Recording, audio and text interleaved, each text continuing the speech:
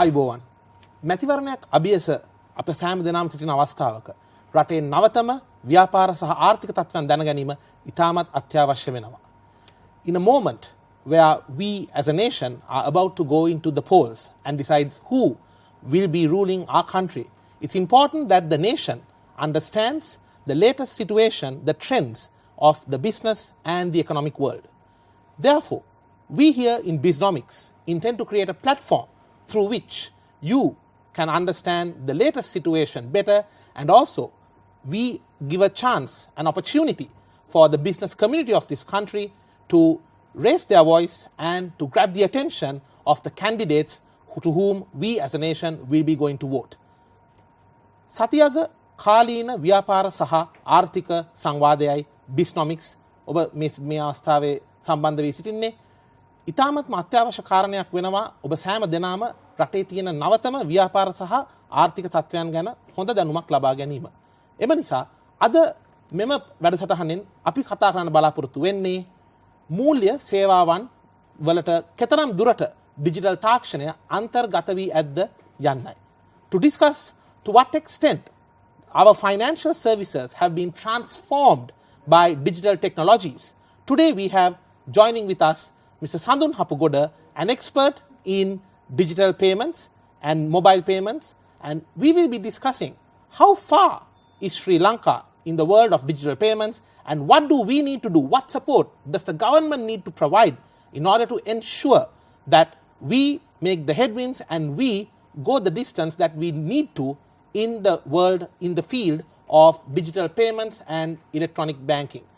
Sandun, welcome to Bisnomics. Thank you, Tariga. Sandun, I would like to start by asking a very important question. Yeah. Now, we hear this term digital payments all the time, but as a nation, where are we in terms of adopting digital payments? Sure, we have all the tools, we hear about so many different apps and technologies, but are we actually using it? Yeah.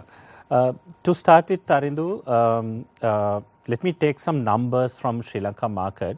So in Sri Lanka, currently we have, so when we talk about digital payments, it's important that we talk about the enabling infrastructure. So enabling infrastructure, if you take in Sri Lanka, currently we have for about close to 1.8 million credit cards, and we have somewhere close to 23 million debit cards at the moment. We also have over 80,000 POS terminals, point of sale terminals in Sri Lanka. But to answer your question whether we are really utilizing the infrastructure properly is a bit of a question. Why I am saying that is, if you take debit cards, average usage of a typical debit card is for about 3 times a year for a normal point of sale transaction to purchase something. So on the other hand, average utilization of a POS terminal is for about 4 transactions a day.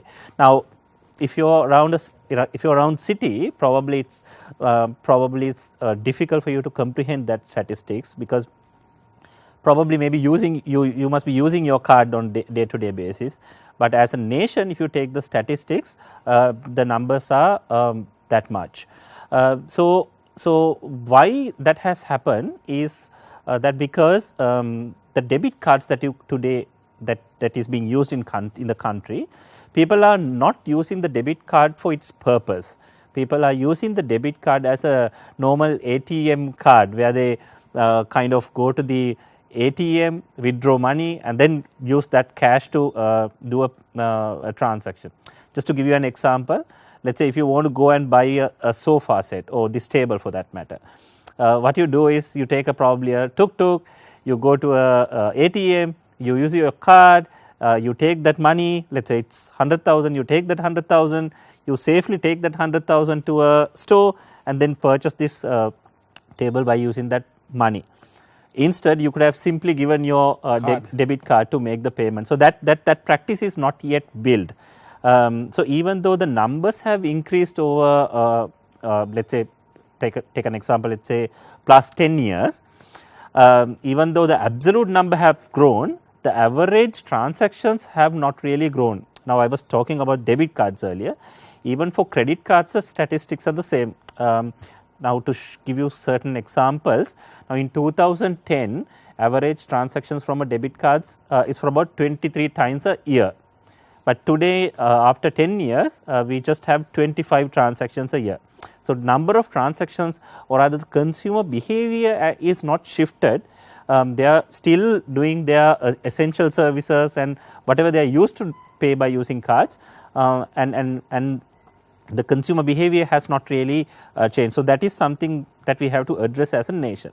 But having said that, if we have seen from 2018, especially the last 3 years, the internet transactions, we call it card not present transactions. So, you really do not present your card to the merchant. So, card not present transactions have grown significantly if you take the number of transactions. So, today we have for about, my estimation is we do for about 25 billion rupee worth of internet transactions in Sri Lanka. So, that number probably slightly grown over 2018 in terms of rupee value, but in terms of number of transactions they have grown by 45%. So, what I have observed is that people have started to use your card especially to ride share transactions and also to pay your mobile top ups is significant in this space. So, people are shifting from high value internet based transactions to low value transactions also, which is a good sign because people will use their cards for day to day transactions as well. So that is the current statistics in Sri Lanka. We have done a lot over past 10-15 years, but there is a lot to do in Sri Lanka because currently the digital economy is for about 4% or less in my opinion, and there is so much of room and potential for us to grow that. ඒ කියන්නේ අපි transaction 100ක් ගත්තොත් ඒකෙන් 4ක් හොයිට අඩුවෙන් තමයි digital විදියට සිදු වෙන්නේ. දැන් අද රටේ ගත්තොත් එහෙම transactions කවුරු හරි අපි දැන් කඩේට ගිහිල්ලා වඩුවක් ගත්තොත් එහෙම නැත්නම් සුපර් මාකට් එකට ගිහිල්ලා ගත්තොත් value එක ගත්තොත් ලංකාවේ ඒ කියන්නේ රුපියල් 100ක transaction වෙලා තියෙනවා නම් රුපියල් 4ක් තමයි electronic transactions විදියට පාවිච්චි වෙලා තියෙන්නේ. රටක අත්‍යවශ්‍ය සේවාවක් වන මූල්‍ය සේවාවන් කෙතරම් දුරට ශ්‍රී ලංකාවේ ඩිජිටල් තාක්ෂණය අන්තර්ගත කරගෙන තිබෙනවද? ඒ වගේම ලෝකයා හා සසඳනකොට අපි කිබඳු තැනකද සිටින්නේ? ඒ වගේම මේ ඩිජිටල් තාක්ෂණය තවදුරටත් මූල්‍ය සේවාවන් සඳහා අන්තර්ගත කිරීමට රජයෙන් අවශ්‍ය කරන උදව් උපකාර මොනවද? මේක තමයි අපි අද සාකච්ඡා කරන්නේ Bisnomics තුලින්. සඳුන් මට දැන් මෙහෙම ප්‍රශ්නයක් අහන්න තියෙනවා. දැන් අපි ගොඩක් කලාවට කතා කරනවා මේ විදේශ ආයෝජනයන් ලංකාවට ලබා ගැනීම ගැන. දැන් විශේෂයෙන්ම මෙවැනි කාලවකමානුවක විදේශ ආයෝජකයන් රටකට සල්ලි ආයෝජනය කරනකොට විශේෂයෙන් බලන දෙයක් තමයි ඒ රටේ මුල්‍ය පද්ධතිය, එතකොට මුල්‍ය සේවාවන් කෙතරම් දුරට දියුණු වෙලා තියෙනවද? එතකොට මේ සම්බන්ධයෙන් මිනුම් දණ්ඩක් අපි කියනවා බෙන්ච්මාර්ක් එකක් වෙලා තියෙනවා මේ වෙනකොට කොච්චර දුරට ඩිජිටල් තාක්ෂණය මේකට අන්තර්ගත කරගෙන තියෙනවද කියන එක. මෙහෙම බලනකොට විශේෂයෙන්ම මේ ආසියානු කලාපය සමග සංසන්දනය කරනකොට ලංකාව කෙබඳු තැනකද මේ වෙනකොට පසු වෙන්නේ? තරිදු ඒක හොඳ ප්‍රශ්නයක් ඇත්තටම. අපි ගත්තොත් දැනට අවුරුදු 10කට 15කට විතර කලින් ලංකාව මේ ඩිජිටල් පේමන්ට්ස් අතින් හොඳ තැනක හිටියා. ඒ කියන්නේ අපි තමයි ඔය චෙක් ක්ලියරින් සිස්ටම් එක මම හිතන්නේ මේ රීජන් එකේම පළවෙනියටම හඳුන්වලා දුන්න රට. ඒ වගේම ස්ලිප් සිස්ටම් එක, ඒ කියන්නේ බැංකුව අතර ඉන්ටර් බැංක් ට්‍රාන්ස්ෆර්ස් වලට සිස්ටම් එකක් මේ කලාපයෙන් පළවෙනියටම හඳුන්වලා දුන්න රට. ඉතින් ඒ වගේ අපි හොඳ තැනක හිටියා. නමුත් පහුගිය අවුරුදු 10 ගත්තම යම් හේතු මත අපි ගත්තොත් මේ කලාපයේ අනෙක් රටවල් අපිට වැඩිය සෑහෙන ඉදිරියට ගිය බවක් පෙන්눔 කරනවා ඩිජිටල් පේමන්ට්ස් පැත්තෙන් ගත්තොත්. උදාහරණයක් විදියට මම ඉන්දියාව ගැන තව ටිකකින් කතා කරන්න. උදාහරණයක් විදියට අපි මෝල්ඩිව්ස් ගත්තොත්, මාලදිවයින ගත්තොත්, මාලදිවයිනේ සාමාන්‍යයෙන් වෙන ට්‍රාන්සැක්ෂන් 10කින් ට්‍රාන්සැක්ෂන් 9ක් ඩිජිටලි වෙන්නේ. අර මම කලින් ලංකාවේ ස්ටැටිස්ටික්ස් කිව්වා වගේ. ඉතින් ඒ රටවල් පහුගිය අවුරුදු 10 ඇතුළත සෑහෙන ඉදිරියට ගමන් කරලා තියෙනවා. ඉතින් මම මේකෙදි තරිඳු ඇත්තටම විදේශ විනිමයක් කවුරු හරි ලංකාවට එනවා නම්, මොකද දැන් ලංකාවේ ඔක්කොම ෆින්ටෙක්ස් මගෙත් එක්ක වැඩ කරනවා, මම උදව් කරනවා. ඉතින් ඒ නිසා මට අහන්න කියන්න ලැබෙන දෙයක් තමයි අර තරිඳු කිව්වා වගේ ඒගොල්ලෝ බලනවා ලංකාවේ ඩිජිටල් පේමන්ට් ඉන්ෆ්‍රාස්ට්‍රක්චර් එක කොච්චර ස්ට්‍රෝංග්ද කියලා. එතකොට මේක ගොඩනංවන්න මූලික වශයෙන්ම රෙස්පොන්සිබිලිටි එක තියෙනවා ආයතන දෙකක් එක. ඒ කියන්නේ එකක් තමයි ලංකාවේ තියෙන බැංකු පද්ධතිය. ලංකාවේ තියෙන බැංකු පද්ධතිය ගත්තම කොහොමද මේ ඩිජිටල් පේමන්ට්ස් වලට සපෝට් කරන්න කියන එක. දෙවෙනි එක තමයි රටයක් විදියට රජයක් විදියට කොච්චර දේවල් කරලා තියෙනවද කියන එක. මම මුලින්ම බැංකු ගැන කතා කරන්නම් තරිඳු. දැන් බැංකු වල ඩිජිටල් පේමන්ට්ස් වල පැති දෙකක් තියෙනවා. අපි ඒක කතා කරනකොට එකක් තමයි බැංකුව විදියට තමන්ගේම කස්ටමර්ස්ලා තමන්ගේම පාරිභෝගිකයන්ට කොහොමද ඩිජිටල් පේමන්ට්ස් ගෙනියන්නේ කියලා. එතකොට අපි ගත්තොත් එහෙම 2000 වකවානුව 2010 වකවානුවේ සාමාන්‍යයෙන් ඔය digital payments, electronic payments, mobile banking, internet banking කියලා කිව්වම බැංකු එහෙම නැත්නම් ෆයිනෑන්ෂල් ඉන්ස්ටිටියුට්ස් ඒගොල්ලා හිතන්නේ කස්ටමර්ට කොහොමද ඔන්ලයින් ට්‍රාන්සැක්ෂන් එකක් කරන්න පුළුවන් විදිහට ෆැසිලිටි එකක් දෙන්නේ කියලා. එතකොට ඒගොල්ලා ඉන්ටර්නෙට් බැංකින් හරි මොබයිල් බැංකින් හරි ඩිසයින් කරනකොට ඒක හිතන්නේ අර මේන් ෆන්ක්ෂන් එක ගැන. ෆන්ඩ් ට්‍රාන්ස්ෆර් එකක් කොහොමද කරන්නේ? එතකොට කස්ටමර් ලොග් වෙලා ෆන්ඩ් ට්‍රාන්ස්ෆර් එකක් කරනවා, ස්ටේට්මන්ට් එකක් ඩවුන්ලෝඩ් කරනවා, මොකක් හරි බිලක් ගෙවනවා, ඒ වගේ දේවල් තමයි ඒ දවස්වල ફોකස් කරේ. හැබැයි අද වෙනකොට පොඩ්ඩක් තත්ත්වය වෙනස්. ඒ කියන්නේ ඒ ෆන්ක්ෂනල් බෑග්ග්‍රවුන්ඩ් එකෙන් අද කන්සියුමර් එක්ස්පීරියන්ස් බෑග්ග්‍රවුන්ඩ් එකට මූව් වෙලා තියෙනවා ඩිජිටල් පේමන්ට් ස්පේස් එක. ඒ කියන්නේ උදාහරණයක් විදිහට පහුගිය අවුරුදු 10 12 වගේ ඇතුළත ආපු මොබයිල් ඇප් බේස් ට්‍රාන්සැක්ෂන්ස් බැලුවොත් එහෙම දැන් කවුරු හරි උදාහරණයක් විදිහට ටැක්සි එකක් අද බුක් කරොත් එහෙම ඒ ටැක්සි එකට ගෙවන විදිය ගැන හිතන්නෙත් නැහැ. ටැක්සි එක මම A කියන තැන ඉඳලා B කියන තැනට කොහොමද යන්නේ කියන එක විතරයි හිතන්නේ. එහෙම නැත්නම් විශේෂයෙන් මේ කොවිඩ් ආශ්‍රිතව මම ඒ ගැන පස්සේ කතා කරන්න. කොවිඩ් ආශ්‍රිතව ගත්තොත් එහෙම මිනිස්සු මොන හරි කෑම හරි එහෙම නැත්නම් essential items ඕඩර් කරනවා මිසක් ඒකට ගෙවන්නේ කොහොමද කියලා හිතන්නේවත් නැහැ. මොකද ඒක payment එක automatically වෙනවා. Then world is moving to such that your cards and payments and everything would be kind of automated. So the payment would be a secondary factor. How you automate how you bring in the experience, consumer experience, how you enhance the consumer experience is something that everybody focuses now. ඉතින් අපේ බැංකු ක්ෂේත්‍රයේ ගත්තම ඒගොල්ලගේ customers ලට දෙන mobile හරි එහෙම නැත්නම් internet base solutions වලදී පේමන්ට් ඩිජිටල් පේමන්ට් සොලියුෂන්ස් වලදී ඉතා අත්‍යවශ්‍ය කාරණයක් වෙනවා මේ කන්සියුමර් එක්ස්පීරියන්ස් පැත්ත ගැන හිතන එක. මම හිතන්නේ සමහර බැංකු දැන් ලංකාවේ පටන් අරන් තියෙනවා ඒ සම්බන්ධව වැඩ කරන්න. එක පැත්තක්. ඒකේ අනික් පැත්ත තමයි අපි ගත්තොත් එහෙම ලංකාවේ බැංකු ක්ෂේත්‍රය කොච්චර දුරට මේ ඩිජිටල් පේමන්ට්ස් ඉන්ෆ්‍රාස්ට්‍රක්චර් එකට සපෝට් කරනවද කියන එක. මොකද උදාහරණයක් විදිහට ගත්තොත් ලංකාවේ තියෙන සෙටප් එකේ අද ෆින්ටෙක් එකකට එහෙම නැත්නම් මර්චන්ට් කෙනෙක්ට ඔන්ලයින් බඩු විකුණන කෙනෙක්ට ඒ ස්පේස් එකේ ඉන්න කෙනෙක්ට කෙලින්ම මාකට් එකට යන්න බෑ. ඒගොල්ලන්ට බැංකුවක් ඕන. එතකොට අද ලොකු ගැටලුවක් තියෙනවා. මොකද මම ඔක්කොම ෆින්ටෙක් එක වැඩ කරන නිසා මම හොඳට දන්නවා බැංකු වලින් කොච්චර දුරට මේගොල්ලන්ට සපෝට් කරනවද කියන එක. ඒ කියන්නේ අර මම මුලින් කතා කරේ bank as a service provider for their own consumers. දැන් මම කතා කරන්නේ bank as a enabler or a facilitator කියන එක. ඉතින් bank as a facilitator or enabler කොච්චර දුරට ලංකාවේ ෆින්ටෙක් ස්පේස් එකට සපෝට් කරනවද කියන එක ඇත්තටම පොඩි ගැටලුකාරී තත්ත්වයක්. ඉතින් Sandhu, and if I may add, we see in our neighboring countries like India, some fintechs, like for example Paytm, has now become an alternative to banks. People are directly working with them. They don't need a bank to go through the fintech. Correct. So that's my second point actually. Now that's the banks. Now when it comes to government, now especially since you mentioned in India there is a national policy to drive digital payments. So as a government, they decide this is my digital financial targets for the next year. So as a country, they set up targets and distribute the targets to multiple sub-entities to achieve that. So ලංකාවේ එහෙම practice එකක් ඇත්තටම අපිට තාම පේන්නේ නැහැ national level එකේ government level එකේ. But having said that, we have seen central bank taking certain very good initiatives during especially last 3-4 years to enable this infrastructure. Now, to name few, central bank has come up with mobile payment guidelines. So they have come up with a guideline. If you want to put up a mobile payment application, there is a specific guideline that you can follow and put that. Now even there was a question that if you have a startup, but if current regulation doesn't support, what do I do?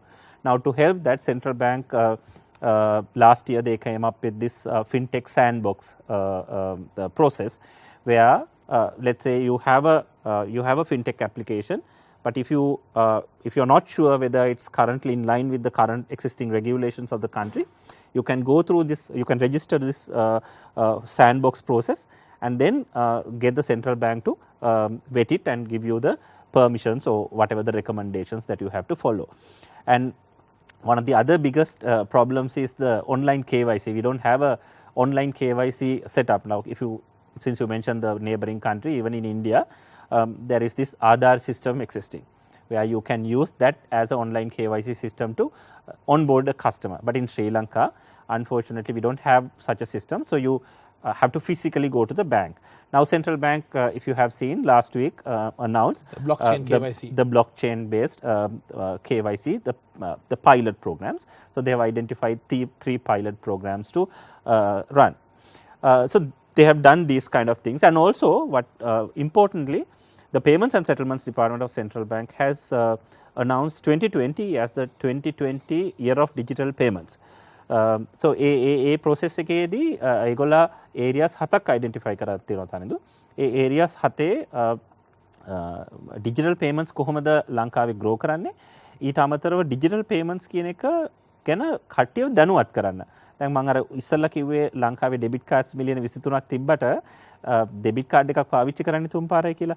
එතකොට කොහොමද අපිට දැනුවත් කරන්න පුළුවන් normal consumer ගිහිල්ලා මේ debit card එකෙන් ඔයාට ඔයාගේ purchases කරන්න පුළුවන්, එහෙම නැත්නම් internet එකෙන් දේවල් ගන්න පුළුවන් කියන එක ඒ දැනුවත් කරන්න එක main වැඩපිළිවෙලක්. but ඊට අමතරව කාරණා 7කට බෙදුණු මේ year of digital 2020 digital journey කියලා හදලා තියෙනවා Payments and Settlements Department. ඒ වගේම සඳහන් මම පොඩි දෙයක් අහුවොත් මෙතන දැන් විශේෂයෙන් මේ COVID-19 වගේ වසංගත තත්ත්වයක් තියෙන අවස්ථාවක බොහෝ දුරට ඒ මුදල් හුවමාරු වෙනවට වඩා ඒ කාඩ් එකෙන්ම ගෙවීම් කරන එක ටිකක් සෞඛ්‍ය ආරක්ෂාවටත් හොඳ වෙන්න පුළුවන් හැමෝගෙම. අනිවාර්යෙන්.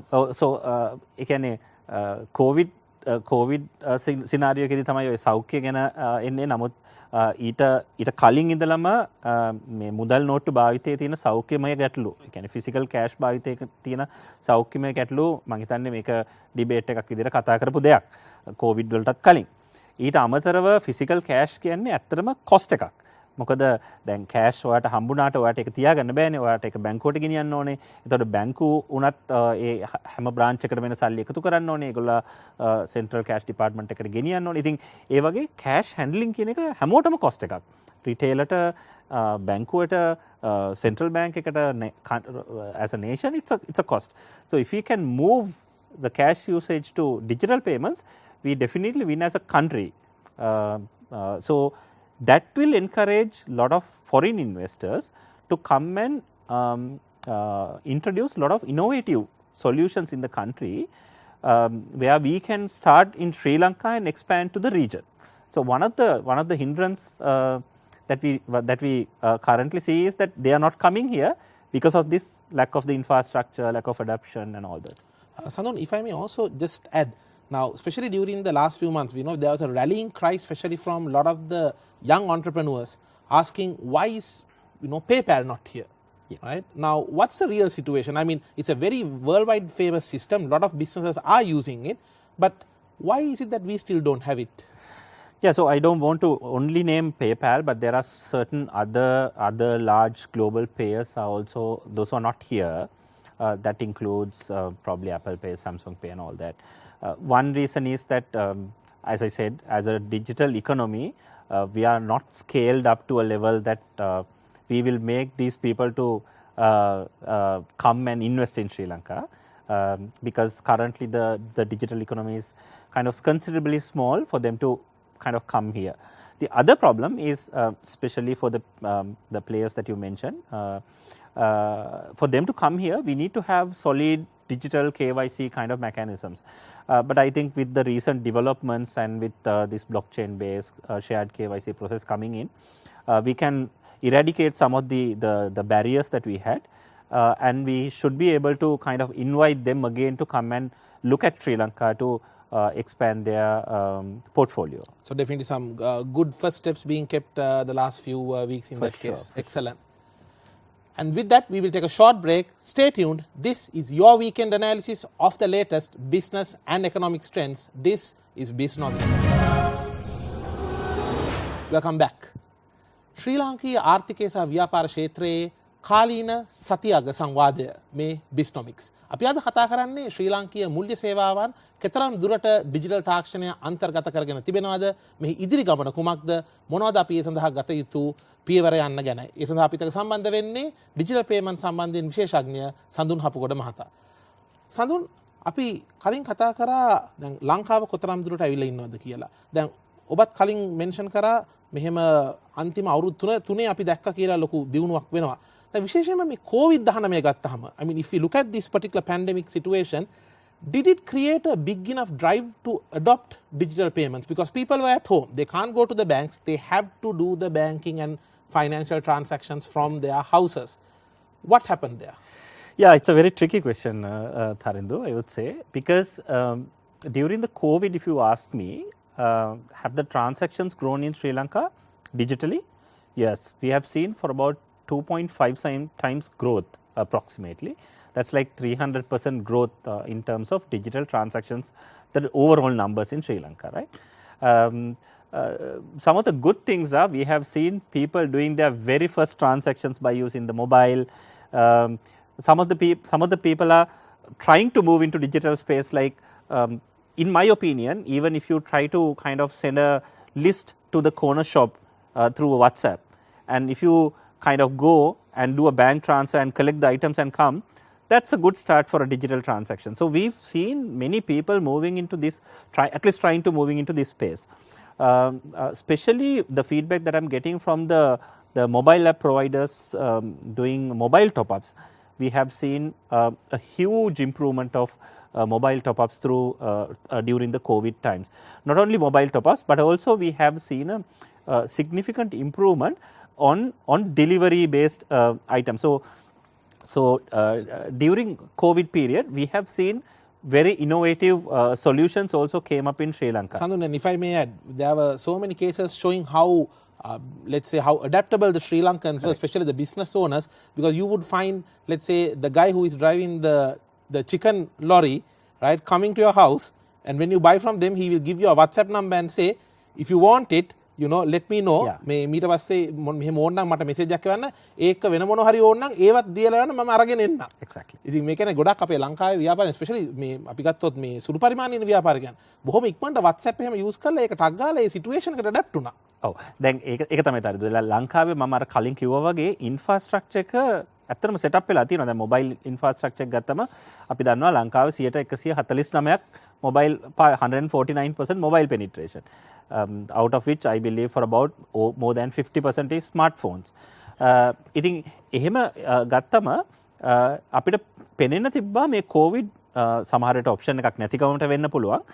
ගොඩක් කට්ටිය උත්සාහ කරා ඩිජිටලි මොන හරි ට්‍රාන්සැක්ෂන් එකක් කරන්න. ඔබ කතා කරේ හැමෝටම ෆෝන් එකක් තියෙන හින්දා. මොකද මිනිස්සු 100ක් ගත්තොත් ෆෝන් 150ක් වගේ තියෙනවා. 149ක් තියෙනවා. ඉතින් ඊට අමතරව අපි දැක්කා these big retailers, those who were built based on brick and mortar, they are considering significantly to move into electronic space as well.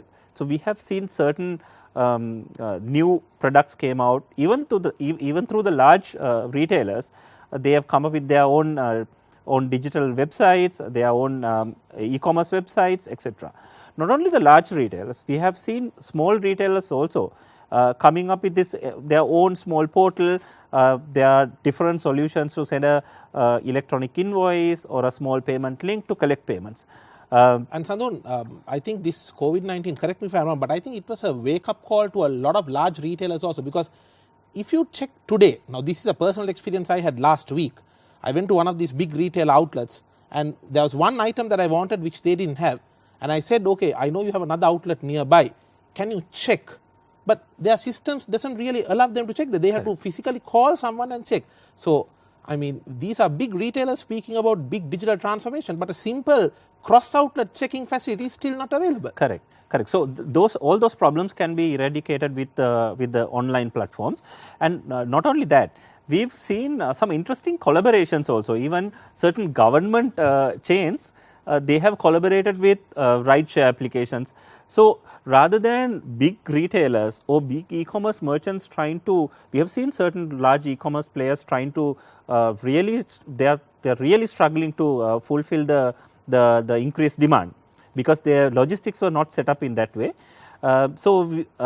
To rather than trying to fulfill the complete cycle by yourself, we have seen certain collaboration. So people, those who are good at probably retail sector, they have tied up with a ride share application service provider to fulfill the distribution part. So we have seen this kind of collaborations, and it's a good sign.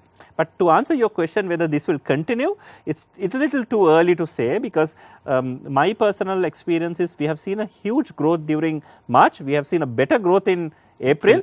But if you take May and June, the transactions have kind of declined. Okay. So we have to really see for some time to see whether it will come down to the post-COVID situation, like the numbers, or whether it will remain at certain level, which I consider would be a good jump start either ways. Yeah.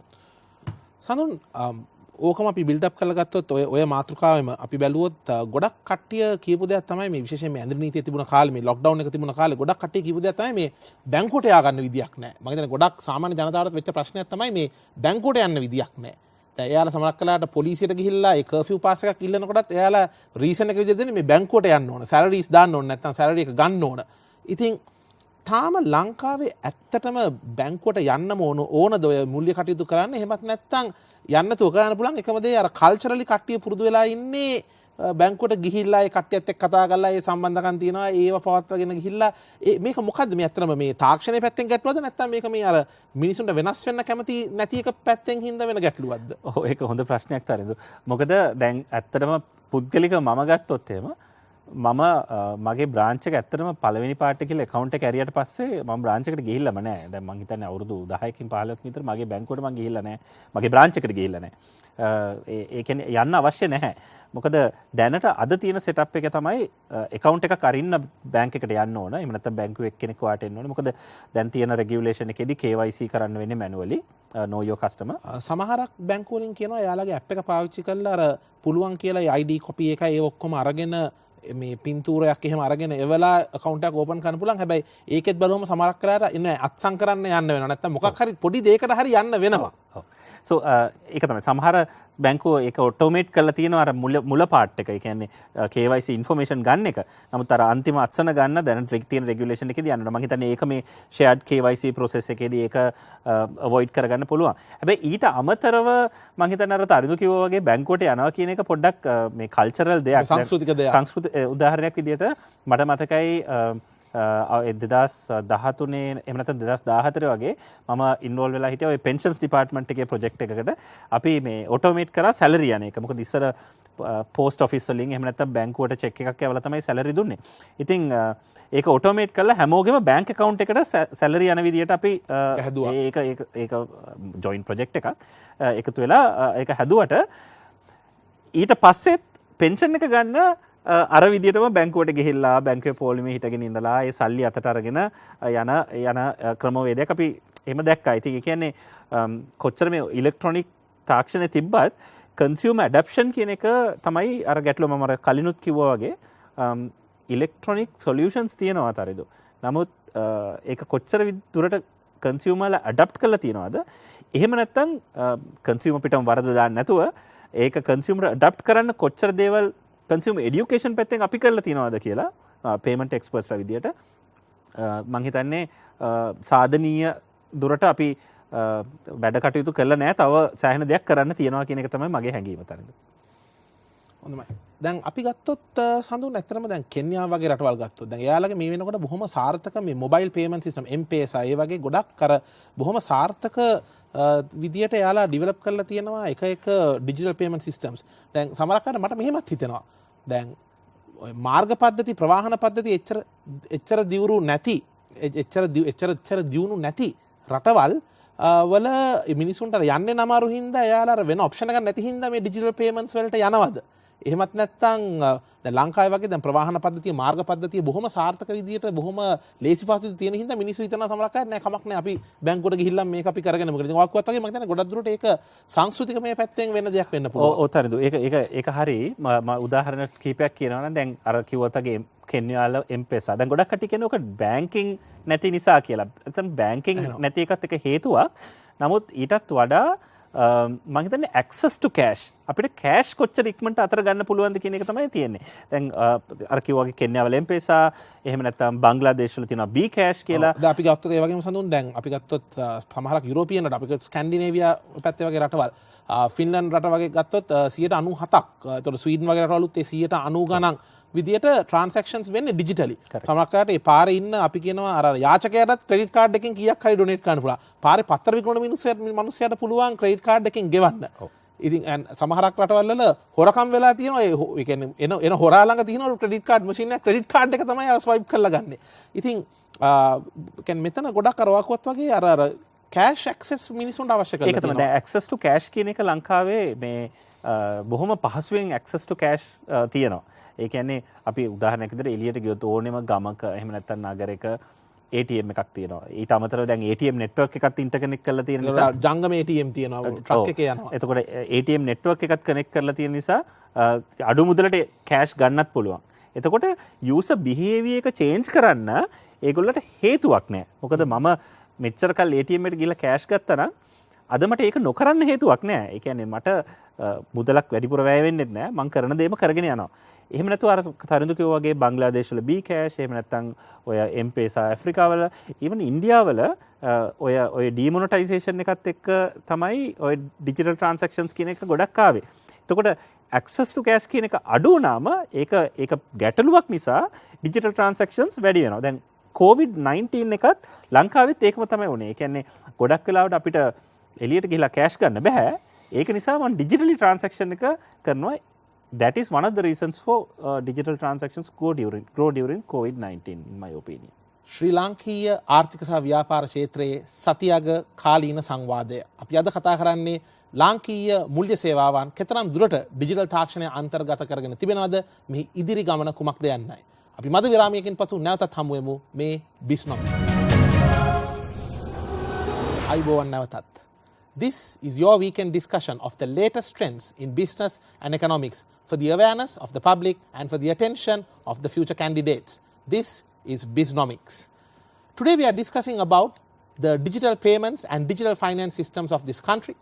Where are we and what are the steps we need to do to drive this sector forward? And we have with us joining today Sandun Hapugoda, an expert in digital payments. Sandun, we were discussing before the break about the current situation and how the people have adopted these and what is technically available and what are the cultural inhibits for adopting this technology. But let's get to a very important point. The government policy towards digital finance. දැන් අපි මේ මුල්‍ය සේවාවන් digital තාක්ෂණය ඔස්සේ උඩු යටිකුරු වෙන අවස්ථාවක අපි ගත්තොත් ලෝකයේ පුරා ලංකාවේ මේ ඩිජිටල් තාක්ෂණය සහ මුල්‍ය සේවාවන් එක්කර ඒ ඉදිරියට ගෙනියන ඒ ගමනට අනිවාර්යයෙන්ම රාජ්‍ය ආයතනත් ඒ වගේම අපි ගත්තොත් රාජ්‍ය නායකයන්ගෙන් උත් ඉතාමත්ම ලොකු වගකීමක් තියෙනවා සිදු වෙන්න. දැන් සාමාන්‍යයෙන් මේ ගැන දැනුමක් ඉතාමත් හොඳ දැනුමක් තිබෙන පුද්ගලයෙක් වශයෙන් ඔබ විශේෂයෙන් වෙන රටවල් සමග සංසන්දනය කරලා බැලුවහම මොනවද දකින්නේ අප රටේ රාජ්‍ය ආයතන සහ රාජ්‍ය නායකයන්ගෙන් මේ සේවාවන් සඳහා මේ ඩිජිටල් තාක්ෂණය තවදුරටත් අන්තර්ගත කිරීමට අවශ්‍ය වෙන තීරණ අවශ්‍ය වෙන ප්‍රතිපත්ති මොනවද? ඒක හොඳ ප්‍රශ්නයක් තරිඳු. නමුත් දැනට අද වෙනකොට අප රටේ ගත්තොත් එහෙම රාජ්‍ය ඩිජිටල් පේමන්ට්ස් ප්‍රතිපත්තියක් මට එහෙම තාම දැකලා නැහැ සොලිඩ් එකක්. ඒක ලොකු ප්‍රශ්නයක්. අපිට නැෂනල් ඩිජිටල් පේමන්ට්ස් පොලිසි එකක් නැහැ ඩිජිටල් පේමන්ට්ස් ග්‍රෝ කරන. සෙන්ට්‍රල් බැංක් එකේ ඉනිෂියේටිව්ස් තියෙනවා ඒක හරි. නමුත් සෙන්ට්‍රල් බැංක් එකට තනියම මේ වැඩේ කරන්න බෑ. මොකද සෙන්ට්‍රල් බැංක් එකේ ස්කෝප් එක ලෙවල් එකකට සීමා වෙනවා. සෙන්ට්‍රල් බැංක් එකට සමහර වෙලාවට මේක ඩ්‍රයිව් කරන්න පුළුවන්. නමුත් ඩිජිටල් ඉකොනොමි ඩිජිටල් විෂන් කියන එක මම හිතන්නේ මොන රජයක් බලයේ හිටියත් රටක් විදියට එක ප්‍රතිපත්තියක් තියෙන්න ඕනේ. මම හිතන්නේ අඩු ගානේ අවුරුදු 10 15 20ක විතර ප්ලෑන් එකක්. ඒක රෝඩ් මැප්. රෝඩ් මැප් එකක් කවුරු බලයේ හිටියත් ඒ රෝඩ් මැප් එකේ යන්න මම හිතන්නේ අසල්වැසි රටවල් පවා එහෙම රෝඩ් මැප් එකක අද ගමන් කරන විදියක් අපිට පේනවා. ඉතින් දැන් අද තත්ත්වය ගත්තොත් ලංකාවේ රාජ්‍ය ආයතනයකට ගිහිල්ලා අපිට ඩිජිටලි ඒ ට්‍රාන්සැක්ෂන් එකක් කරන්න කොච්චර දුරට ෆැසිලිටිස් තියෙනවද මම දන්නවා සාධනීය පියවරවල් අරන් තියෙනවා පහුගිය කාලවල තුල. නමුත් ලොකු වට අපිට ඒ කියන්නේ මම දන්නවා ICT එක පැත්තෙනුත් ලොකු ඉනිෂියේටිව්ස් තියෙනවා. ඒ නමුත් තාම අපිට රටක් විදියට අපි ඩිජිටල් ඉකොනොමි එකක ඉන්නේ කියලා ක්ලේම් කරන්න පුළුවන් සිටුේෂන් එක අපි නැහැ. ඉතින් ඕක පටන් ගන්න පුළුවන් තැන් කිහිපයක් තියෙනවා තරිදු. එකක් තමයි මේ ට්‍රාන්සිට් කියන එක. මොකද දැන් ඕනම සාමාන්‍ය පුරවැසියෙක් පාවිච්චි කරන එකක් නේ එදිනදා ගමන් කටයුතු සඳහා බස් එක යනවා. එහෙම නැත්නම් කෝච්චියේ ගමන් කරනවා. ඉතින් මම දැකලා තියෙන දෙයක් තමයි මේ දියුණු වෙන හෝ දියුණු වෙලා තියෙන රටවල් දෙකොල්ලගේ ඩිජිටල් ජර්නි එක පටන් අරගත්ත තැනක් තමයි ට්‍රාන්සිට් කියන එක. එතකොට ප්‍රවාහන ක්ෂේත්‍රය. එතකොට තමන්ගේ බැංකුවෙන් දීපු පේමන්ට් කාඩ් එක තමන්ට බස් එකේ ටිකට් එකක් ගන්න පාවිච්චි කරන්න පුළුවන් නම් එහෙම නැත්නම් කෝච්චියේ ටිකට් එකක් පාවිච්චි කරන්න පුළුවන් නම් ඒ කන්සියුමර් ඒ පේමන්ට් කාඩ් එක අරන් ගිහිල්ලා තව තැනකින් කෑෂ් නොදී බඩු ගන්න තියෙන chance එකත් වැඩි. ඉතින් එහෙම ඉනිෂියේටිව් එකක් නැහැ. මම දන්නවා විටින් විටේ එක කතා ඉනිෂියේටිව්ස් ඇවිල්ලා තියෙනවා. නමුත් නැෂනල් පොලිසි එකක් විදියට අපි තාම දැන් සමහර විදේශ රටවල් සඳහන් අපිට පේනවා අපි මේ රටේ යනකොට මේ ට්‍රෑම් එකට නැග්ගත් අර පොඩි මේ ඩිවයිස් එකක් හයි කරලා තියෙනවා ඕනනම් අර කාඩ් එකේ යූස් කරලා පේ කරන්න. ඔව්. ඉතින් ඒ එක පේමන්ට්ස් පැත්ත. අනිත් එක තමයි ඩිජිටල් ඉකොනොමි එක විදිය ගත්තම රටක් විදියට අපි ඩිජිටල් ඉන්ෆෝමේෂන් මේ කස්ටමර්ගේ information population information digital citizen information කියන කොච්චර පාවිච්චි කරනවද කියන එක තාම අපි මැචුව වෙලා නැහැ. ඒ කියන්නේ උදාහරණයක් විදිහට මම ට්‍රාන්සිට් එක්සැම්පල් එකම ගත්තොත් මම ඒක කතා කරපු නිසා උදාහරණයක් විදිහට දැන් අපිට තියෙනවා නම් අපි හිතමු ට්‍රේන්ස් කියලා. ඒ ට්‍රේන් එකේ යන කන්සියුමර්ස්ලා අපි හිතමු හවස 5 ඉඳලා 6 වෙනකල් මෙච්චර කන්සියුමර්ස්ලා යනවා කියලා අපි දන්නවා. එතකොට ඒගොල්ලා යනකොට එක දවසක පැසෙන්ජර්ස්ලා වැඩි වුණොත් අපිට ඉමීඩියට්ලි අපිට තව එක්ක ට්‍රේන් එකක් දාන්න එහෙම නැත්නම් ඒකට තව කෝච්චි පෙට්ටියක් දාන්න ඒ වගේ ඉමීඩියට් ඩිසිෂන් ගන්න පුළුවන්. ඒ data use කරලා immediate decision ගන්න පුළුවන් system එකක් අපිට තාම හැදිලා නැහැ. ඉතින් ඕක අනිත් රටවල කියනවා smart city concept කියලා එහෙම දාලා තියෙනවා. නමුත් අපි තාම explore කරනවා මිසක් එහෙම national policy එකක් විදියට මම ඒක තාම දැකලා නැහැ තරින්දු. ඉතින් මම හිතන්නේ it's very important that we get into a national policy level infrastructure while central bank have their initiatives. We need to have a national drive for that. So Sandhu, as you very correctly said, there is a lack of a digital policy for the country. So that will be a first step. What about adopting of digital payments and digital technology in these government institutions? Do you see that happening? I mean, we hear promises, we hear a lot of talks about it, and especially when election is near, we hear a lot of talk about how they will do digital revolution. But then again, after the election is over, we see things going back to the same old situation. Yes. So there is a lack of discipline to drive and get these technologies adopted as well, isn't it? No, that's absolutely true. Now, as an example, I would say, I don't know for how many years I have been renewing my license electronically. So e-revenue license is available in Sri Lanka already. But how many people are using it? Probably very less, right? So have we taken good initiatives to drive it? Probably not. So we have taken initiatives to automate few things, not everything, but very few things. But even that, whether we have taken initiatives to drive is something that is really questionable. So it's very important that we enable the infrastructure with a national policy, but it's also very important at the same time we drive consumers or consumer awareness to people to adapt to those technology as well. So as a country, it's very important that we have people driving both aspects while we have the infrastructure in place. We enable the awareness, or rather improve the awareness of people to use such services. And we indeed hope that not only the viewers who are joining us and even the candidates are listening to this, because hopefully when the country hands over the power of ruling to your hands, you will be able to drive further initiatives and make sure that these digital payments actually get implemented so that our economy can move more swiftly towards a digital economy. Sandun, I want to now talk about entrepreneurs. දැන් විශේෂයෙන්ම අපි ගත්තොත් මේ ව්‍යාපාර අයිතිකරුවන්.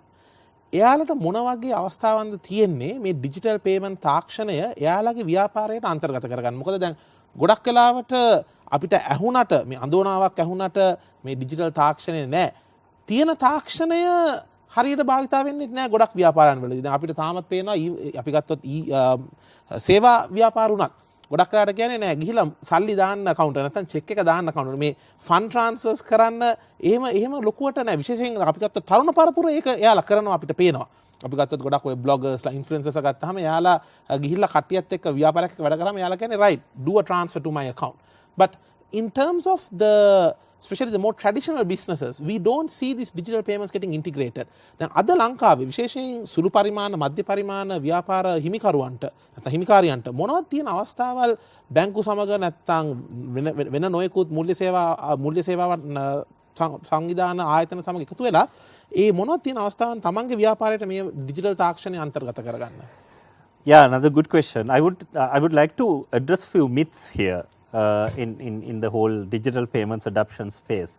The very first myth is that a lot of these SME people, SMEs and micro merchants, they think bank charges me X amount of a percentage, 2.5%, 2% or whatever for my every electronic transaction. Should I really pay that? But if you're a SME, if you really take your cash handling cost, you have to take cash, you have to go to the bank, deposit that, you have to spend a considerable number of time on the bank, you have to probably close the shop until you go to the bank and come. So if you take everything, your opportunity cost is actually bigger than that. So might as well pay that whatever the percentage to the bank and get into electronic payments rather than and your reconciliation can be automated and all that. So better get into the electronic payments. The other myth is that a lot of people think, SMEs and micro merchants think, I would rather handle cash because if it's electronic payments, the payment will go to my bank account and probably I will get hold of these tax issues and all that. But I think during last few months and last few years, every government have taken initiatives to give certain compensations to or rather tax reliefs in certain thresholds to these SMEs and micro merchants. So you don't really have to worry about that, and you're doing a very clean business if you get into that habit of doing electronic transactions. So I would say these are all myths that people have, and there's a bigger myth in the country to say that because the banks charge a commission, people don't adopt electronic payments. But my view is very different. If you take POS machines and digital payment infrastructure is there. It's just the consumers are not presenting their payment instrument, they're just presenting cash. Right? And today we see sometimes even when you use a ride hailing app, you see some of these, the taxi owner or the taxi driver may be like, are you paying by card? Can you switch to cash? Yes. Right? They request you to switch to cash, and Correct. sometimes they refuse to go on the ride if you don't switch to cash. Correct. So those issues are there. Those issues are being addressed to online real time settle the driver and all that. So I work with a lot of ride hailing applications on that. So the moment that you even pay by using the card, the very next moment the driver gets the cash into their hands. So I know a lot of ride hailing, even the local ride hailing applications are working towards that journey.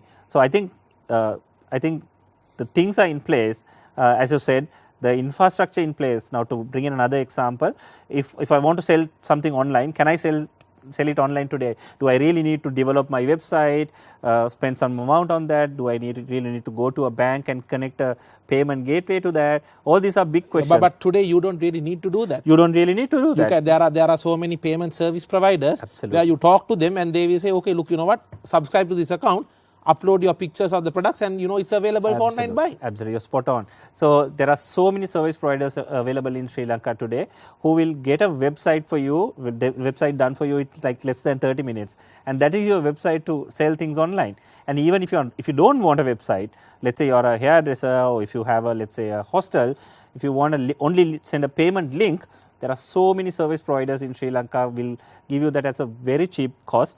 And it's okay to have that kind of a service rather than trying to build your own website and spend a lot of money. Absolutely. So the technology is there. තාක්ෂණය තියෙනවා කතා කරන්න ඔබගේ මුල්‍ය සේවා ඒ සපයන ආයතනයට ඔවුන්ලඟ නොයෙකුත් solutions තියෙයි ඔබේ ව්‍යාපාරයට මේ digital තාක්ෂණය digital payment තාක්ෂණය අන්තර්ගත කරගන්න. සඳුන් අවසාන වශයෙන් මම අහන්න කැමති දැන් මේ digital මුල්‍ය සේවාවන් සමග වෙන තව ප්‍රශ්නයක් තමයි මේ security එක. කොච්චරක් දුරට මගේ මේ යවන දත්ත මගේ මේ ක්‍රෙඩිට් කාඩ් ඉන්ෆර්මේෂන් මේ බැංකු ගිණුම් තොරතුරු කොච්චරක් දුරට ඒවා මේ සේෆ්ද?